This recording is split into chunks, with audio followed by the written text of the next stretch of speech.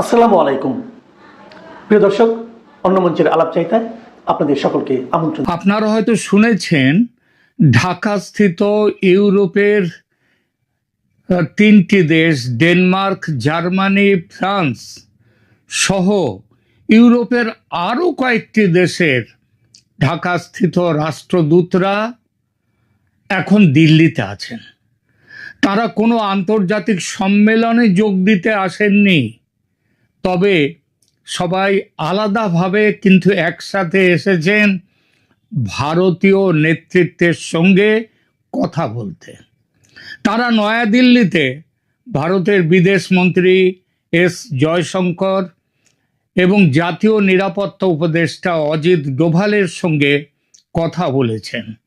একই ধরনের কূটনৈতিক ব্যস্ততায় ভারতে নিযুক্ত মার্কিন রাষ্ট্রদূত সার্জিও গর, যিনি শুধু রাষ্ট্রদূত নন, তিনি দক্ষিণ এশিয়ায় আমেরিকার ভারপ্রাপ্তও বটেন।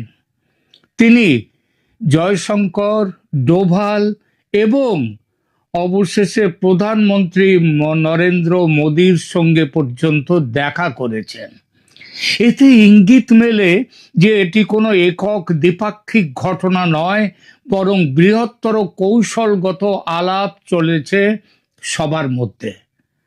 আলাপ যে চলেছে এবং সে আলাপ যে রীতিমতো অস্বাভাবিক, মানে স্বাভাবিক নয়, সেটা সবার একযোগে দিল্লি ছুটে আসা দেখে বুঝতে অসুবিধে হয় না।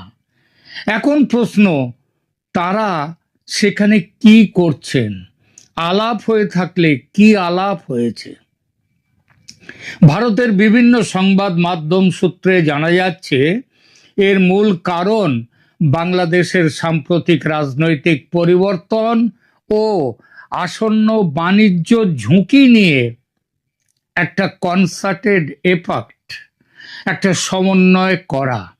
বিশেষ করে ইউরোপীয় বাজারে বাংলাদেশের বাণিজ্য সুবিধা, শ্রম অধিকার, মানবাধিকার, নির্বাচন, আইসিটি বা ট্রাইব্যুনালে, মানে যেটা ইন্টারন্যাশনাল ক্রাইম ট্রাইব্যুনাল, সেখানে শেখ হাসিনা সহ আওয়ামী লীগ নেতাদের বিচার ও মৃত্যুদণ্ডের ইস্যু, এসব বিষয় ছিল এই আলোচনার মধ্যে। এবং এ খবর দিচ্ছে ভারতের প্রথিতযশা বিভিন্ন মেইনস্ট্রিম মিডিয়া। ভারতের দিক থেকে এই কূটনৈতিক যোগাযোগের আরেকটি উদ্দেশ্য ছিল আঞ্চলিক স্থিতিশীলতা, বাণিজ্য নীতি এবং নিরাপত্তা পরিস্থিতি সম্পর্কে নিজেদের অবস্থান স্পষ্ট করা ও বাংলাদেশে নতুন করে একটি অন্তর্ভুক্তিমূলক নির্বাচন করা। আওয়ামী লীগকে নিয়ে যে নির্বাচন, সে বিষয়ে পশ্চিমের দেশগুলোর সঙ্গে আলোচনা করে এক সারিতে নিয়ে আসা। বলা বাহুল্য আলোচনা হয়েছে।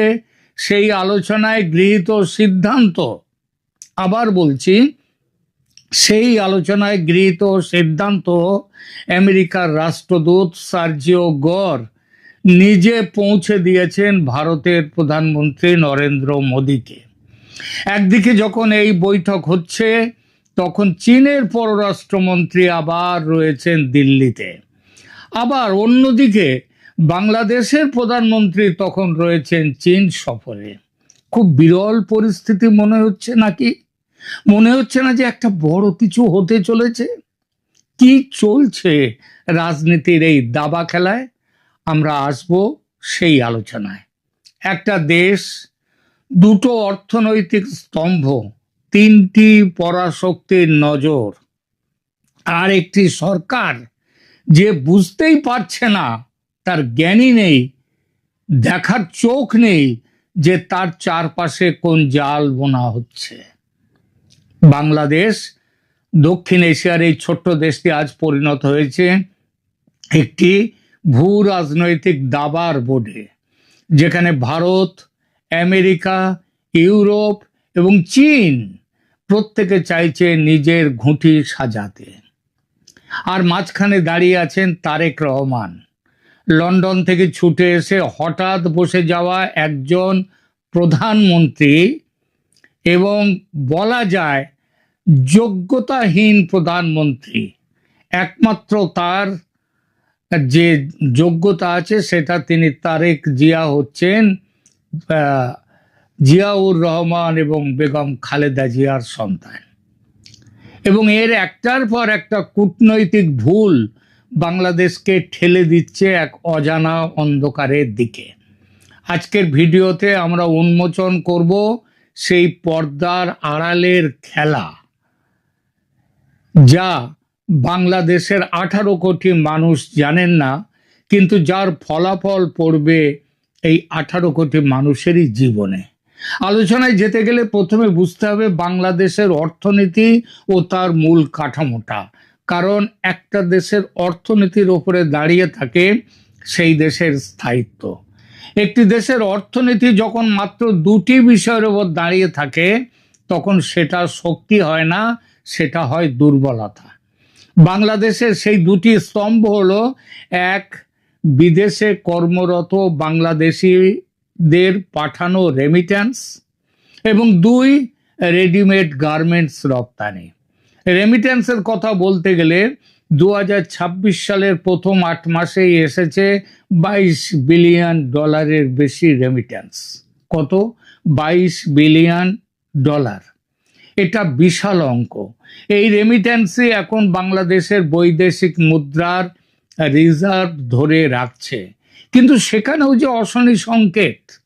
আরব সহ দক্ষিণ এশিয়ার অন্যান্য দেশ থেকে বাংলাদেশি শ্রমিকদের ফেরত পাঠানো শুরু হয়েছে।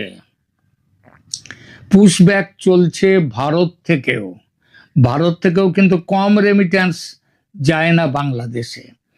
রেমিট্যান্সের স্রোত কমতেই থাকবে। আর গার্মেন্টস, বাংলাদেশের মোট রপ্তানি আয়ের 85% আসে এই একটি খাত থেকে। 40 লাখ শ্রমিক, যাদের বেশিরভাগ নারী, তারা এই শিল্পের উপরে নির্ভর করেন। কিন্তু সমস্যা হলো এই দুটি স্তম্ভের একটিও আজ সম্পূর্ণ নিরাপদ নয়। গার্মেন্টস রপ্তানির বাজার, সেটা এখন চারদিক থেকে ঘেরাও হয়ে আসছে। আর এই ঘেরাওয়ের পেছনে কারা? ভারত এবং ইউরোপীয় ইউনিয়ন এবং আমেরিকাও। কিভাবে? দেখুন, বাংলাদেশ দীর্ঘদিন ধরে ইউরোপীয় ইউনিয়নে বিনা শুল্কে পোশাক রপ্তানি করে আসছে।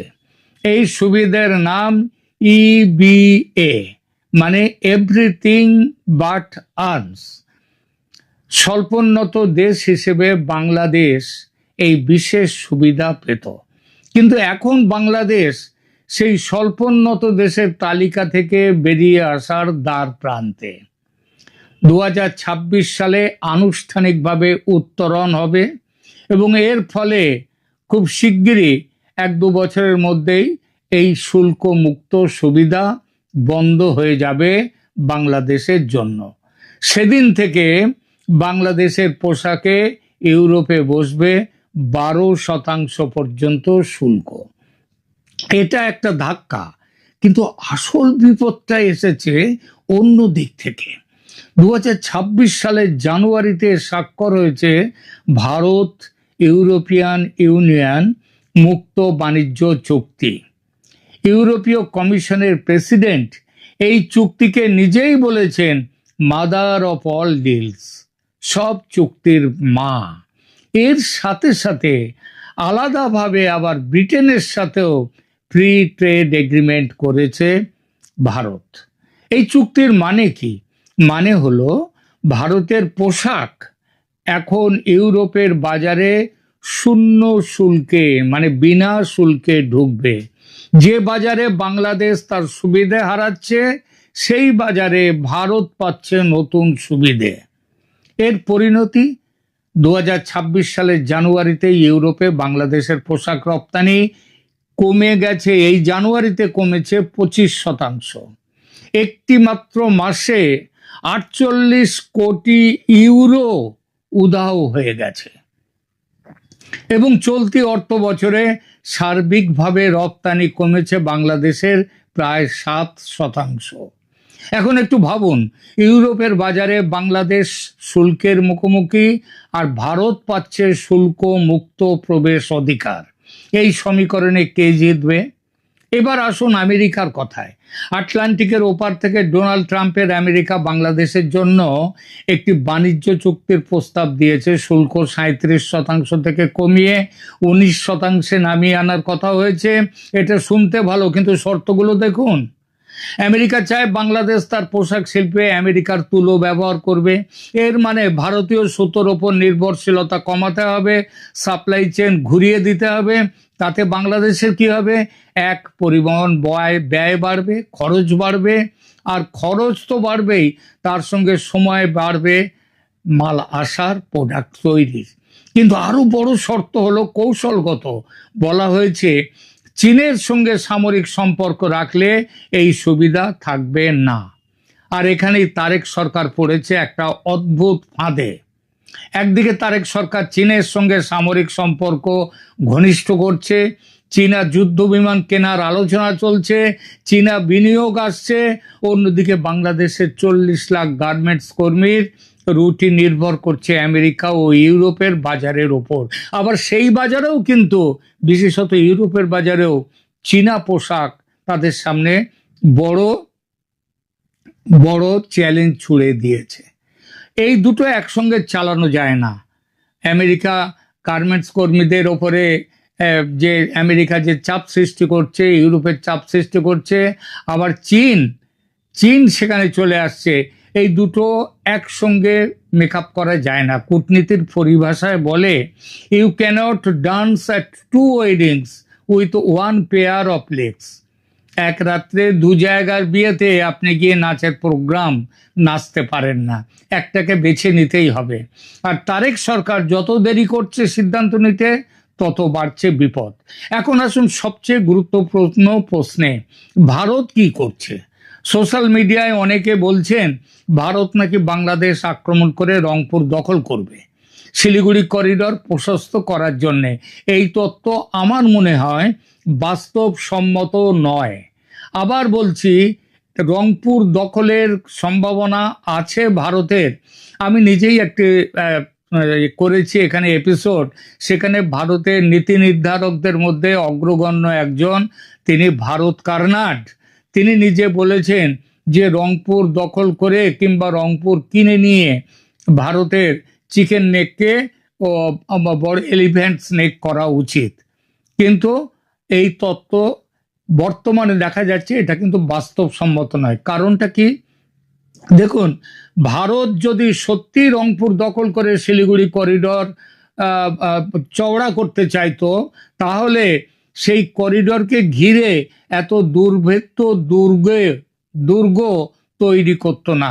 আপনারা শুনেছেন ওখানে ওই শিলিগুড়ি করিডরের মাটির নিচে দিয়ে, এবং মাটির নিচে দিয়ে মানে 50 থেকে 60 ফুট মাটির নিচে সেখানে কংক্রিটের 6 ফিট লেন তৈরি হচ্ছে, এবং যে লেন দিয়ে যাবে সেখানে ট্রেন লাইনের সঙ্গে সঙ্গে সমস্ত কিছু ব্যবস্থা থাকবে। এবং এটা এত সুরক্ষিতভাবে তৈরি হচ্ছে যেখানে ওই ব্লাস্টার বোম, সেই বোমও সেখানে পড়ে সেখানে কিছু করতে পারবে না। এমনকি সেখানে পারমাণবিক আক্রমণের হাত থেকে পর্যন্ত এই জায়গায় রেহাই পাবে। এইভাবে তৈরি করছে। তো ভারত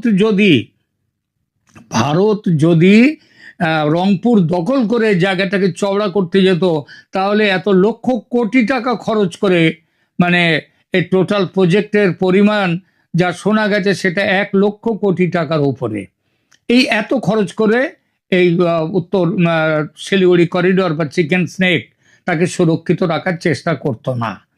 আবার এর সাথে সাথে আরও একটা খবর আসছে, সেটা হচ্ছে আপনারা জানেন, সেটা যে আসামের ওখান দিয়ে ব্রহ্মপুত্র নদীর নিচে দিয়ে, সেখান দিয়ে যেমনভাবে কলকাতায় গঙ্গার নিচে দিয়ে মেট্রো লাইন চলে গেছে, ওখানে ব্রহ্মপুত্রের নিচে দিয়ে সেখানেও লক্ষ কোটি টাকা খরচ করে সেখানটাতেও তার ব্রহ্মপুত্রের নিচে দিয়ে লেন তৈরি করার, সেখানেও 6 লেন ব্যবস্থা তৈরি করা হচ্ছে। দিয়ে এই সমস্ত কিছু তৈরি করা হচ্ছে উত্তর পূর্বকে সুরক্ষিত রাখার জন্যে।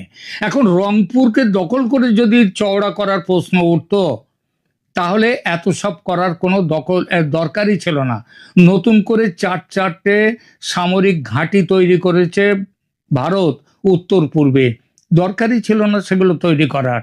যদি রংপুরকে দখল করে যদি এই কাজটা করত, তাহলে কি দরকার ছিল? সুতরাং এই করিডোর যে এত সুরক্ষিত, এর জন্যে প্রতিবেশী দেশের সামরিক অভিযানের কোনো যুক্তি নেই। আর সামরিক অভিযান মানে আন্তর্জাতিক নিন্দার ঝড়, আমেরিকার সঙ্গে সম্পর্ক নষ্ট, এবং চীন, পাকিস্তান, তুরস্ককে বাংলাদেশের সামরিক উপস্থিতির জন্য আমন্ত্রণ দেয়া। এই তিনটির একটিও ভারত চাইবে না। আর ভারত তার অর্থনীতিকে এখন তৃতীয় অর্থনীতি হতে চায় বিশ্বে। সুতরাং ভারত কোনো ঝুঁকি এখন নেবে না, কোনো রকম সামরিক অভিযানে ভারত যাবে না। তাহলে ভারতের কাছে কি অস্ত্র আছে? অস্ত্র আছে অর্থনৈতিক চাপ। এই চাপ নীরব, ধারালো, এবং এই চাপকে কেউ অস্বীকার করতে পারবে না। ট্রানজিট সীমিত করো বাংলাদেশের সাথে, জল বন্টন চুক্তি ঝুলিয়ে রাখো, অর্থনৈতিক চাপ দাও। ভারত ইউরোপিয়ান ইউনিয়নের ফ্রি ট্রেড এগ্রিমেন্ট দিয়ে বাংলাদেশের বাজার কুঁচকে দাও। বাংলাদেশের রপ্তানির রুট কঠিন করো। আর বাকি কাজটা তো করে দেবে আমেরিকা। বাংলাদেশ যেই চীনের কাছে ঘেঁষবে, এক এক করে আমেরিকার গোপন চুক্তির ফাঁসটা বাংলাদেশের গলায় শক্ত হয়ে লেগে যাবে। কিন্তু এগুলো দেখতে কিন্তু যুদ্ধ নয়, কিন্তু ফলাফল যুদ্ধের মতোই ভয়ঙ্কর। আর তারেক সরকার ক্ষমতায় আসার পর ভারতের বাড়ানো সহযোগিতার হাত ফিরিয়ে দিয়েছে, ধরেছে চীনের হাত, পাকিস্তানের হাত। এরপর ভারত প্রেমের হাত বাড়াবে ভারত, এমন ভাবনা বোকাদের হতে পারে, কিন্তু যারা সামান্যতম রাজনৈতিক বুদ্ধি, কূটনৈতিক বুদ্ধি আছে, তাদের হবে না। এমনকি ভারতীয় বিশ্লেষকদের একটা অংশ তো প্রকাশ্যেই অভিযোগ করছেন যে তারেক ক্ষমতায় আসার আগে ভারতের সঙ্গে গোপন সমঝোতা করেছিল, যা তিনি এখন মানছেন না। এই অভিযোগ প্রমাণিত নয়, কিন্তু ডাল মে যে কুছ কালা হ্যায় সেটা বোঝা যায়। আর এটুকু পরিষ্কার, ভারত বাংলাদেশ সম্পর্ক এখন অবিশ্বাসের দেয়ালে আটকে আছে। এই পরিস্থিতিতে আলোচনায় এসেছে নতুন করে নির্বাচন করার প্রস্তাব, সব দলকে নিয়ে, এমনকি আওয়ামী লীগকে নিয়ে, যে নির্বাচনের দাবি গত ১.৫ বছর ধরে করে আসছে ভারত। দিল্লির কূটনৈতিক মহলের খবর, আমেরিকা ও ইউরোপের ডিপ্লোম্যাটরা এ বিষয়ে ভারতের সঙ্গে এবার সহমত হয়েছেন, এবার দিল্লিতে। আর এর ফলে জোরদার হয়েছে শেখ হাসিনার দেশে প্রত্যাবর্তনের সম্ভাবনা। শেখ হাসিনা ঘোষণা করেছেন বর্ষার পরে দেশে ফিরবেন। বাস্তবতাও সেদিকেই ইঙ্গিত দিচ্ছে। আন্তর্জাতিক সংকেত না পেলে শেখ হাসিনা এতটা নিশ্চিত হয়ে ফেরার কথা বলতেন না। এই যেন ২৪-এর হাসিনা বিদায়ের বিপরীত প্রতিক্রিয়ার ছবি দেখছি। সেবার আমেরিকার স্বার্থে সায় দিয়ে হাসিনা বিরোধী অভ্যুত্থানকে সমর্থন দিয়েছিল। এই দেশগুলো হাসিনা বিরোধী অভ্যুত্থানকে সমর্থন দিয়েছিল। এখন গত ২ বছর ধরে মোহাম্মদ ইউনূস আর তারেক রহমানের সরকারের দেশের অপশাসনের রেকর্ড দেখে তারা এতটাই তিতিবিরক্ত যে তারাই আবার হাসিনাকে ফেরত চাইছেন। তারা মাঠ পর্যায় থেকে এমন রিপোর্টও এনেছেন যে জুলাই অভ্যুত্থানকে বিপ্লব না বলে মানুষ এখন এটাকে ষড়যন্ত্র বলছে, এবং এদের সংখ্যা খুব একটা কম নয়। এর একটাই অর্থ, মানুষ বলছে এর চেয়ে শেখ হাসিনার আমল অনেক ভালো ছিল। অর্থাৎ হাসিনার ফেরার জমি তৈরি, যেমন দেশে তেমন আন্তর্জাতিক আঙিনায়। তার এই ফেরার পথে যেমন অবদান মোহাম্মদ ইউনূসের, তেমন অবদান তারেক রহমানের।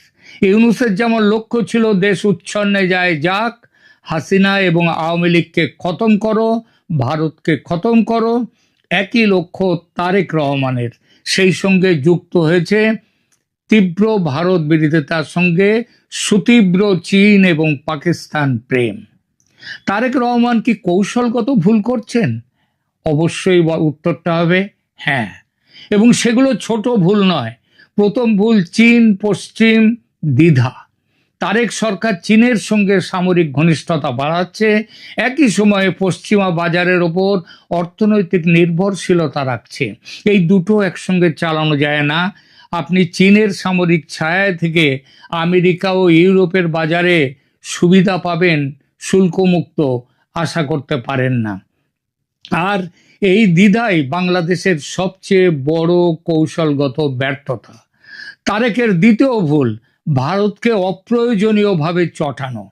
ভারতের সঙ্গে সম্পর্ক খারাপ রাখা মানে ট্রানজিটে চাপ, জল বন্টনে টানাটানি এবং উত্তর পূর্ব ভারতের সঙ্গে সংযোগ বাণিজ্য বন্ধ। এমনকি সামনে আসছে নেপাল থেকে যে ভারতের গ্রিড ব্যবহার করে বিদ্যুৎ আনার ব্যবস্থা, সেটাও ভারত বন্ধ করে দেবে। ইতিমধ্যে 20 মেগাওয়াট বন্ধ করে দিয়েছে। এই ক্ষতি দীর্ঘমেয়াদে পুষিয়ে নিয়ে দেয়া কঠিন। তারেক রহমানের তৃতীয় ভুল জামাতের সঙ্গে জোটে না থেকেও জামাতি আদর্শ অনুসরণ করে চলা। বাংলাদেশে ক্রমশই যে আজ সন্ত্রাসী গোষ্ঠীদের, মৌলবাদী সন্ত্রাসী গোষ্ঠীদের বলবলাও শুরু হয়েছে, সেটা সরকারের প্রত্যক্ষ মদতে, যেটা ইউরোপ পশ্চিমা দেশগুলো সমর্থন করছে না।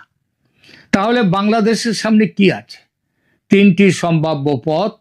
প্রথম পথ, তারেক সরকার যদি অর্থনৈতিক সংকট সামলাতে পারে, পশ্চিমা বাজার ধরে রাখতে পারে এবং ভারতের সঙ্গে ন্যূনতম কার্যকর সম্পর্ক যদি তৈরি করতে পারে, তাহলে সরকার টিকে থাকবে এবং ধীরে ধীরে শক্ত হবে। দ্বিতীয় পথ, যদি গার্মেন্টস রপ্তানি ধসে পড়ে, বেকারত্ব বাড়ে, দ্রব্যমূল্য নিয়ন্ত্রণের বাইরে যায়, ভারতের চাপ নানা দিক দিয়ে ফাঁসের মতো আসে বাংলাদেশের গলা চেপে ধরতে, তাহলে রাস্তায় মানুষ নামবে, মধ্যবর্তী নির্বাচনের চাপ তৈরি হবে। তৃতীয় পথ, সামরিক হস্তক্ষেপ। বাংলাদেশের ইতিহাসে যেটা অত্যন্ত স্বাভাবিক, তবে লম্বা সময়ে নয়, বড়জোর 2 বা 3 বছরের জন্য। সাউথ ব্লক থেকে খবর পাচ্ছি এই তৃতীয় পথটি নাকি এখনকার জন্য সবচেয়ে সম্ভাব্য। শেখ হাসিনার মৃত্যুদণ্ড স্থগিত রাখার জন্যে দেশের সুপ্রিম কোর্টে নাকি শীঘ্রই শেখ হাসিনার পক্ষ থেকে মামলা দায়ের হবে এবং সেনার একটি বড় গোষ্ঠী, বড় অংশ শোনা যাচ্ছে, তার মধ্যে জেনারেল ওয়াকারুজ্জামান তিনিও আছেন, তিনিও চাইছেন যে তারেক রহমানের এই সরকারের সপক্ষে নয়, এই সরকার চলে যাক। ইতিমধ্যে ভারতের আর্ম টুইস্টিং আরও শক্ত হবে। বাংলাদেশের অর্থনীতি বিপুল চাপে পড়তে চলেছে। আর সেই পরিস্থিতিতে কি হবে সেটা নির্ভর করবে বাংলাদেশের 40 লাখ গার্মেন্টস কর্মী, প্রবাসী শ্রমিক এবং জনগণের ওপর। ইতিহাস বলে বাংলাদেশের সব পরিবর্তন এসেছে খালি পেটের আর্তনাদ থেকে। পর্দার আড়ালে খেলাটা কিন্তু চলছে, খেলা শুরু হয়ে গেছে, খেলা চলছে। এপিসেন্টার এখন দিল্লি। ভারত খেলছে অর্থনৈতিক চাপের খেলা, আমেরিকা খেলছে শর্তের খেলা, ইউরোপ খেলছে বাজার সংকোচনের খেলা, মানবাধিকার রক্ষণের খেলা, ইনক্লুসিভ নির্বাচনের খেলা। আর চীন খেলছে বিনিয়োগের জাল দিয়ে বাংলাদেশকে চেপে ধরার খেলা। মাঝখানে বাংলাদেশ, একটি দেশ যার অর্থনীতির দুটো স্তম্ভ, একটি অনভিজ্ঞ সরকার এবং কোটি মানুষের স্বপ্ন। তারেক রহমানের সরকার যদি এই জটিল সমীকরণ না বুঝে শুধু দলীয় স্বার্থের রাজনীতি করতে থাকে, তাহলে বাংলাদেশকে একটি গভীর সংকটের মধ্যে দিয়ে যেতে হবে এবং সেই সংকটের মূল্য যত না দেবেন রাজনীতিবিদরা, তার থেকে বেশি দিতে হবে সাধারণ মানুষকে। ইতিহাস কিন্তু তৈরি হচ্ছে। আপনি কি দেখতে পাচ্ছেন? ভিডিওটি ভালো লাগলে শেয়ার করুন, লাইক দিন। বাংলাদেশের ভবিষ্যৎ নিয়ে আপনার মতামত কমেন্টে লিখুন, আর চ্যানেলটি সাবস্ক্রাইব করুন, কারণ এই ধরনের বিশ্লেষণ, নিরপেক্ষ বিশ্লেষণ আপনি আর কোথাও পাবেন না। আপাতত রাখছি।